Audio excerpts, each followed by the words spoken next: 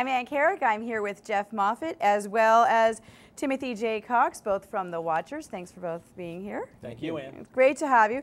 Jeff, I know you are the producer as well as you're the lead in the movie, and Timothy, you play the doctor. I do. You're both very busy in this movie. So Jeff, tell us a little bit, like, what's the current status right now of the movie? I know the trailer's out there. You know, is it going to distribution? Is it rated? Where is it? Well, we're in the final stages of post-production right now. Okay. The film is going to be near 30 minutes. We submitted to the Big Apple Film Festival, and right now they're very interested in it. We may be screening also at the Time Warner building on the 15th. So at this point, we don't have any distribution. We're really not looking for that. We set out to make it's more of a short film. It's a short film, and we set out to just make a film, a great story, with a great group of actors. Okay. Now, I know you have a partner who's not here on camera with us, but Cy White, and you said that it was really his idea for the storyline. Yes, Cy came up with the idea initially. You know, I took up acting about 2 years ago, and Cy came up with an idea. First of all, we worked together on a different project, and he said, hey, why don't we shoot our own film? And that's how it all came about. And he initially said, let's do something where someone's being watched or followed. I love the idea. We sat down for about 2 hours hammering out, trying to come up with a really good reason why this person would be watched and followed. We finally did. Cy's eyes lit up when we came up with the answer. It was like, oh, this is going to be good. Is it based on any kind of reality, or? It's not based on reality, but I would say it's in the line of like a Sixth Sense, maybe, but a reverse twist. Okay. So, but I don't want to say too much. I don't want to give up the story. No. But I can tell you this: I have screened the rough cut with several people, including Tim. Tim, well, you can just comment. What do you think of the rough cut?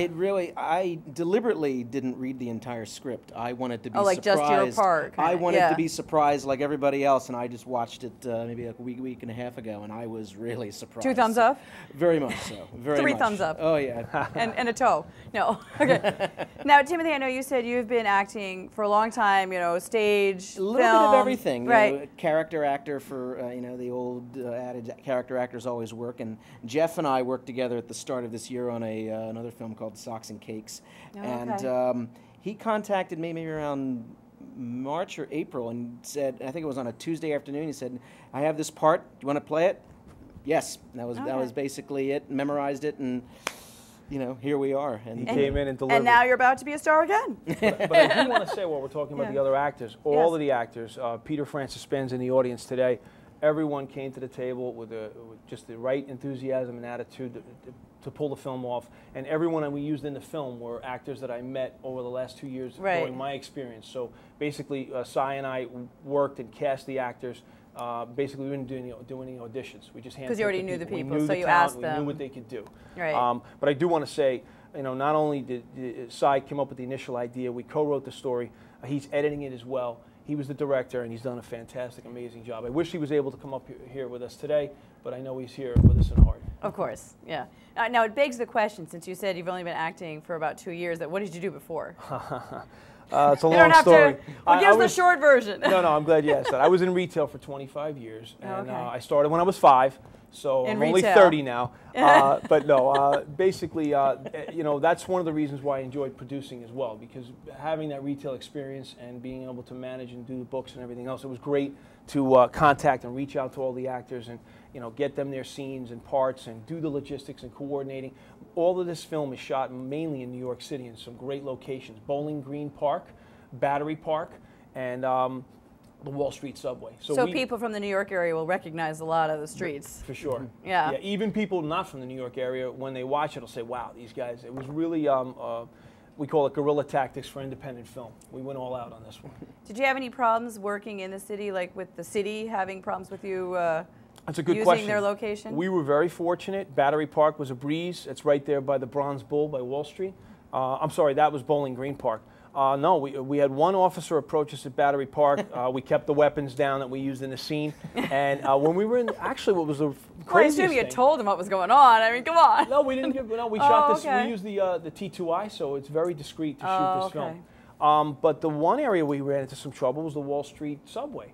We were down there shooting near 10, 11 o'clock at night. It was real quiet. And the lady throwing out the garbage was like, I need you guys to get out of here. And I said, well, what about that gentleman playing guitar there collecting money? And she said, if you're not riding, you got to leave. And I said, well, he's not riding. Riding, yeah, so exactly. She left us alone for a little bit. It frustrated Cy because Cy is like a machine when he thinks he's an editor as well. Right. He wants to get the right shot. So we were a little bit under the gun, but we pulled it off. And hats off to everyone involved in the project. Yeah. We're really excited. Now, it seems like you've been very busy for somebody who's been in the business for 2 years. So things are going well. Things are going really well, and I'm glad you asked that or said that. Because it's not the easiest business to get into. No, it certainly isn't. Tons of auditions. Timothy is right on board with that one. Yeah, lots of rejection, a lot of auditions, but I just landed a small speaking part on One Life to Live. It'll be airing on September 9th on ABC, so I'm excited with that. I did Sam Adams security commercial. guard? Yeah, security guard, exactly. Sam Adams commercial. I did some print work on billboards for the NFL. So you're getting a good response for you personally as well as for the trailer for the short film. Yes, we're all around. We're getting a great response. That's good to know. So tell me a little bit for each of you. How do you relate to the character you're playing? Similarities, differences, that kind of thing. Well, Tim, why don't you go first? Well, for Dr. Orwell, I am certainly not as mysterious as he is, because that's one of the But great. certainly as intelligent as a doctor. Come on. Can I say that again, please? No, the fun thing about a character like Dr. Orwell is that when you read it, on the surface you think like, well, this is just a psychiatrist, he wants to help. But the things he says, it's, there's a little mystery, like, well, can he be trusted? Is he a watcher? So like you're in on this scheme. As the actor, we would do numerous takes, and it would just be fun, like just playing around with just interpretations, doing it a little sinister, doing it a little slow, a little fast. And do you get to know which one they're going to use, or is that part of the surprise for you? No, it's part of the fun of doing it. Just from take to take, you could just go out and do it, and then in the editing room, I gave you plenty of options. Now let's see which one you use. Right, exactly. It's part of the fun. Okay, and Jeff, what about you for your character? I really don't have many similarities to this character, but what I can say... You don't feel haunted and watched? No, it's a good point, though.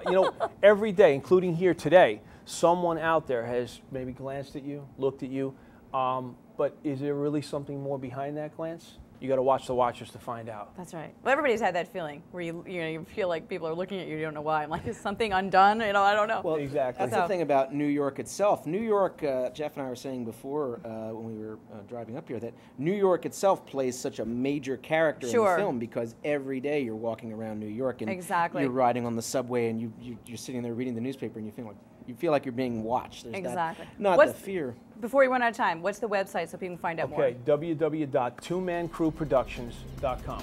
Twomancrewproductions.com. A little lengthy, but that's I know, the name that's of all our right. company. All right. Well, thank you both for being here. Good luck to both of you, Jeff, Pleasure. Timothy. Thank you. Thank you. Great to meet you both. Likewise. Thank you, and everyone. we'll look through the film.